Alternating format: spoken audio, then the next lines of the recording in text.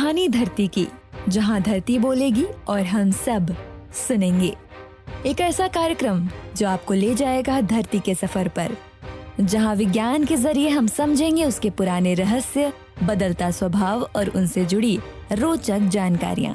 हर episode में धरती का अतीत, वर्तमान और भविष्य एक आसान और दिलचस्प बातचीत के साथ। तो आइए आपको मिलवाते हैं हमारे अगले एपिसोड के गेस्ट से। सर, आपने एशिया की पहली लैब लखनऊ के बीरबल साहनी पुरा विज्ञान संस्थान में स्थापित की है, जिसे हम एम्बर लैब के नाम से जानते हैं, और ये दुनिया की दूसरी लैब है। इतनी महत्वपूर्ण लैब और एक खास काम आप वहाँ कर रहे हैं, तो हम आपसे ये जानना चाहेंगे कि इस एम्बर लैब में आप क्या काम करते हैं और ये कैसे हमारे देश के लिए, हमारे विज्ञान के लिए अपना योगदान देती है। आप जैसे कि जानते हैं, एम्बर लेबोरेटरी इंडिया में एशिया का पहला एम्बर लेबोरेटरी स्थापित किया गया है, और ये एशिया के साथ साथ इंडिया का स्वाभाविक है कि पहला एम्बर लेबोरेटरी होगा। ये palaeo entomology and amber laboratory Hindustan के Birbal Sahni institute of palaeo sciences में 14 नवंबर 2023 को खोला गया, जिसका उद्घाटन प्रोफेसर अशोक साहनी साहब ने किया और हमारे निदेशक महोदय प्रोफेसर एम जी ठक्कर साहब की उपस्थिति में हुआ, जिसका मैं डिपार्टमेंट का खुद ही हेड ऑफ डिपार्टमेंट हूँ। तो ये बहुत ही रोचक department Birbal Sahni institute of palaeo sciences में खुला है, और विभिन्न प्रकार के जीव जंतुओं, पेड़ पौधों और तमाम सारे माइक्रो, मेगा, मैक्रो सभी प्रकार के जीवाश्मों का अध्ययन बीरबल साहनी इंस्टीट्यूट में अब किया जा रहा है। इसके जो 3D व्यू हैं वो आपको जनरली सेडिमेंट्स वाले इंटैक्ट चीज़ों में नहीं मिलेंगी। ये केवल आपको एम्बर में ही मिल सकता है 3D व्यू, और जो कि बहुत ही स्पष्ट तरीके से मिलता है। आप किसी भी डायरेक्शन में, नॉर्थ, ईस्ट, वेस्ट या आगे पीछे, दाएं बाएं, चारों तरफ से आप ऐसे जीव जंतुओं के अवशेषों के आकार प्रकार देख सकते हैं, जिससे आप परफेक्ट आइडेंटिफिकेशन जीवों के करते हैं। ये आपको केवल एम्बर में ही मिलेगा, सेडिमेंट्स में नहीं। तो ये इसलिए महत्वपूर्ण है क्योंकि आपको सारे व्यूज बॉडी के एम्बर में वेल प्रिजर्व मिलते हैं, इसलिए महत्वपूर्ण विज्ञान का एक पार्ट और एक विभाग ये बीरबल साहनी इंस्टीट्यूट में स्थित है।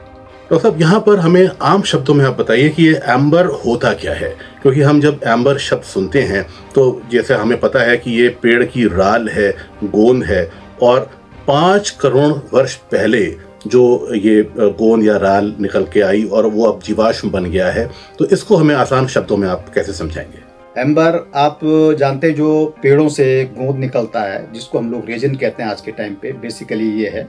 लेकिन जब फॉसिल के रूप में, जीवाश्मों के रूप में बात करते हैं तो इसको हम लोग एम्बर कहते हैं।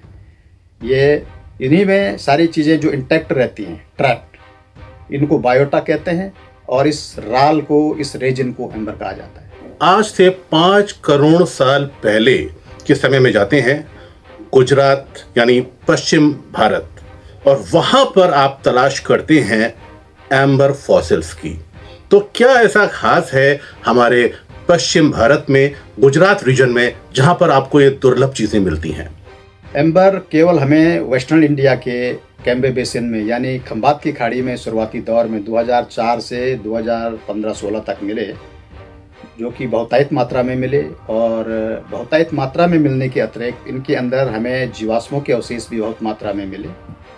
समय के साथ हमें हमारे जो ग्रैंड टीचर हैं प्रोफेसर अशोक साहनी साहब, उन्होंने कहा कि आपको हुकम सिंह हिंदुस्तान के अन्य क्षेत्रों में भी इसको इन्वेस्टिगेट करना चाहिए, खोजना चाहिए, जिसके लिए मैं फिर हिंदुस्तान के जो कैम्बे बेसिन है, खंबात की खाड़ी, वहाँ से कच्छ बेसिन की तरफ बढ़ा, और वहाँ भी बहुत सारे लिग्नाइट माइंस जैसे कि खंबात की खाड़ी में है, वैसे कच्छ बेसिन में भी।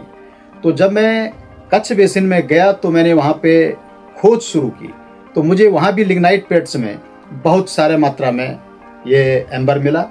और आज के समय में जो कैम्बे बेसिन वाला एम्बर है, खंबात की खाड़ी, उससे ज़्यादा अबंडेंट और प्रॉमिसिंग कच्छ वाला है। तो अभी आप समझ सकते हैं कि हिंदुस्तान के भीतर जो बीरबल साहनी इंस्टीट्यूट पे जो ये डिपार्टमेंट खुला है, इसमें जीवाश्मों की मात्रा 40,000 से भी ज़्यादा स्पेसिमेन मेरे पास हैं। जबकि आप समझ सकते हैं, आज तक के पूरे रिकॉर्ड में जितने भी साइंटिस्ट रहे होंगे बीरबल साहनी में, 1 लाख कुछ ही स्पेसिमेन हैं, ये अकेले हम लोगों ने। और आज के समय में मेरी जो स्टूडेंट है प्रिया अग्निहोत्री, हम दोनों लोगों ने मिलकर इसको आगे बढ़ाया है और ये सफलतापूर्वक आगे बढ़ रहा है। उम्मीद करता हूँ कि ये हमेशा के लिए बहुत ही ज़्यादा एक्साइटिंग और एक्सलेंट डिपार्टमेंट रहेगा। ऐसी मैं आशा और उम्मीद करता हूँ। इसका फ्यूचर हमें निश्चित रूप से ब्राइट दिखता है। एम्बर लैब में हम क्या करते हैं, इसके बारे में विस्तार से जानने के लिए मुझे आप सुन सकते हैं इस मंगलवार 3 बजे से रेडियो KGMU गूंज 89.6 मेगाहर्ट्ज पर। Thank you. कहानी धरती की, जहां धरती बोलेगी और हम सब सुनेंगे। आप इस रोचक कार्यक्रम को सुन सकते हैं हर मंगलवार दोपहर 3 बजे रेडियो KGMU गूंज पर।